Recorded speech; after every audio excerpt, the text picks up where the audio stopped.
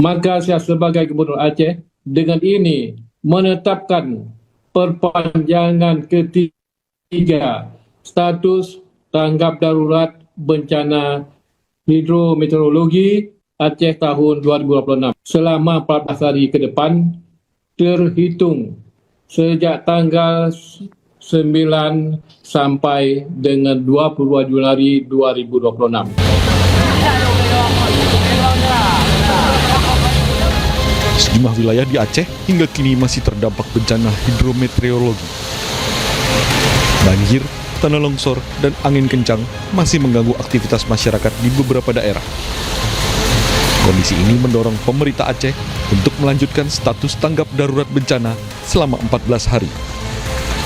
Maka saya sebagai Gubernur Aceh dengan ini menetapkan perpanjangan ketiga status tanggap darurat bencana hidrometeorologi Aceh tahun 2026 selama 14 hari ke depan terhitung sejak tanggal 9 sampai dengan 22 Januari 2026. Pemerintah Aceh juga mengimbau masyarakat tetap waspada terhadap potensi cuaca ekstrim dan mengikuti arahan petugas. Tim Liputan iNews melaporkan. Pemirsa, banjir bandang yang membawa kayu gelondongan kembali terjang Kabupaten Bener Meriah, Aceh.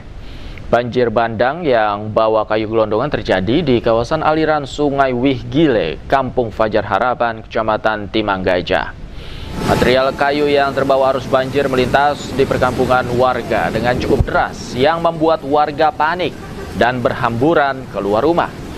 Menurut Pusat Data dan Informasi Posko Penanganan Bencana Hidrometeorologi Bener Meriah, air yang bawa material kayu tidak sempat meluap karena sungai yang dalam. Hingga saat ini belum ada laporan terkait kerusakan jembatan utama, khususnya di ruas Jalan Nasional Biren Takengon yang melintasi kampung tersebut.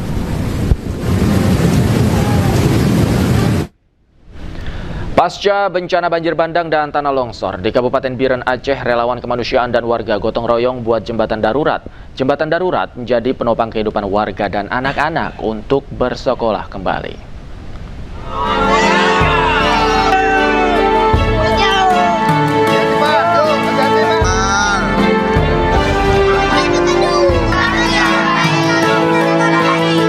Pasca banjir bandang dan tanah longsor di Kabupaten Biren Aceh, relawan kemanusiaan dan warga gotong royong membangun jembatan darurat.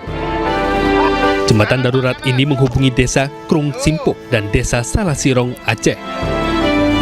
Pemasangan jembatan darurat ini agar mempercepat akses bantuan mudah masuk, pergi ke rumah sakit, dan anak-anak untuk bersekolah kembali.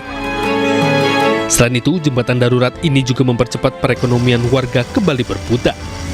Alhamdulillah, jembatan darurat yang menghubungkan antara Kecamatan Juli dan Kecamatan Jempa di Biren, Aceh sudah berhasil kami buat, dan mudah-mudahan jembatan ini bisa bermanfaat untuk masyarakat sekitar yang saat ini membutuhkan bantuan akibat banjir bandang dan bencana tanah longsor, sehingga mereka bisa beraktivitas kembali ke sekolah, ke benasa, ke masjid, ke pasar, dan menjual hasil buminya. Ini sangat membantu pertama anak-anak untuk sekolah, karena kasihan mereka masih kecil-kecil, kalau sekolah mereka harus terputus.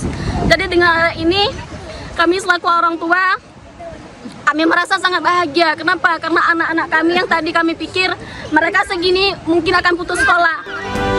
Dengan adanya jembatan darurat ini, aktivitas warga bisa kembali normal meski tidak 100%. Tim Liputan iNews melaporkan. Tim SAR Brimo Polda Sumatera Utara menyalurkan berbagai bantuan kemanusiaan di wilayah Kota Sibolga dan Kabupaten Tapanuli Tengah guna mendukung pemulihan pasca bencana di Sumatera. Personil Brimo Polda Sumatera Utara bersama Dinas Pendidikan Kabupaten Tapanuli Tengah menyalurkan bantuan peralatan kebersihan sekolah serta perlengkapan belajar seperti tas, buku, dan alat tulis kedua sekolah di Kecamatan Tuka. Dan Sat Brimo Polda Sumatera Utara, Kombes Pol Rantau Isnur menegaskan, pendidikan jadi salah satu prioritas Brimo Polda Sumatera Utara agar anak-anak tetap semangat belajar meski dalam kondisi terbatas. Selain alat sekolah, tim SAR Brimob juga mendistribusikan sembako di Desa Sigiring-Giring, Kecamatan Tuka. Pendistribusian air bersih juga dilakukan di Desa Sibuluan Nalambo, Kecamatan Sarudik.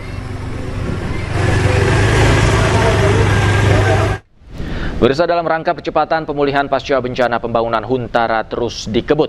Hingga kini progres pengerjaan mencapai 36,5%.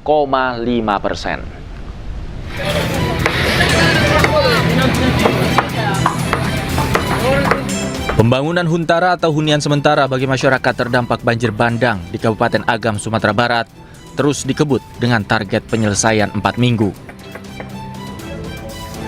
Di atas lahan seluas 85 kali 64 meter akan didirikan 24 barak dengan total 117 unit hunian yang nantinya akan dihuni oleh 117 kepala keluarga. Harapannya, masyarakat terdampak banjir bandang dapat segera menempati hunian sementara yang layak, aman, dan manusiawi. Tim Liputan iNews melaporkan. Pemirsa, usai meninjau wilayah terdampak banjir di Kabupaten Balangan, Wakil Presiden Gibran Rakabuming Raka melanjutkan kunjungan kerja ke Kabupaten Banjar, Provinsi Kalimantan Selatan yang juga terdampak banjir.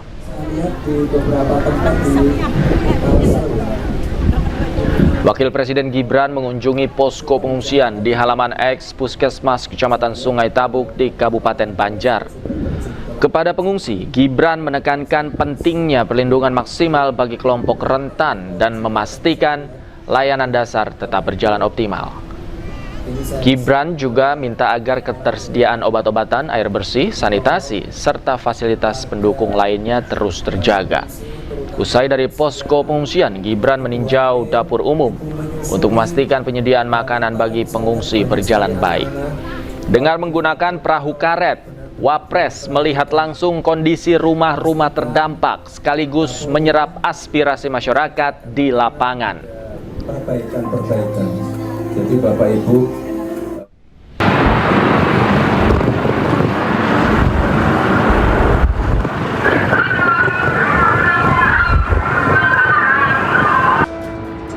cuaca buruk dilaporkan melanda Istanbul dan beberapa wilayah lainnya di Turki.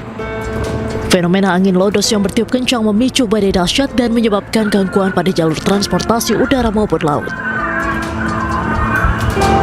Sebuah pesawat yang sedang dalam fase final approach untuk mendarat di Bandara Internasional Sabiha Gökçen terpaksa melakukan prosedur pembatalan pendaratan.